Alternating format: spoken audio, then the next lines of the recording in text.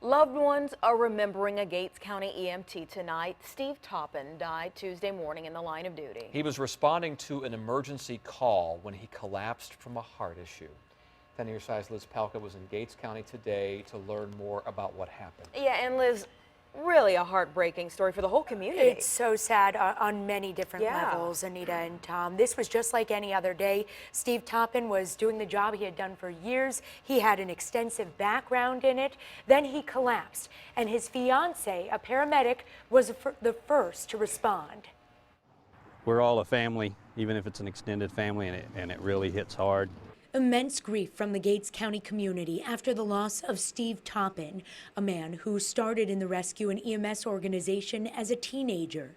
Grew up in the department, graduated from high school and went to work for the department in the 80s as an EMT prior to joining the military. He would eventually retire after 20 years in the Navy as a hospital corpsman, then return to Gates County, his home. They said he was fine yesterday morning, checked off his truck, went to work, responded to that call, nothing wrong, and minutes or seconds later, they were in the middle of a cardiac event with him.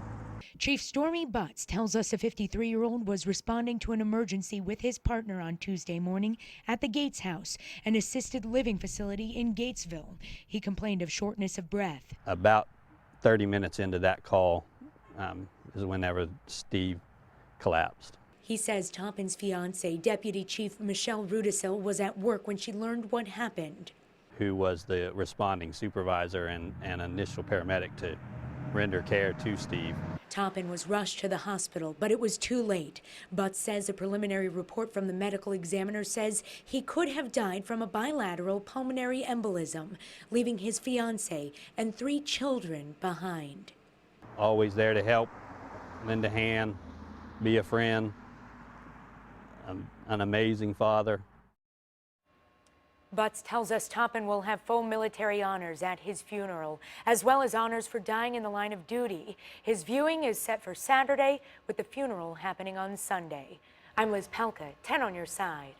Well, the surrounding North Carolina communities have stepped in to help Gates County EMS. Chopin County first responders covered for them yesterday, but said that he has also heard from other organizations from across the region.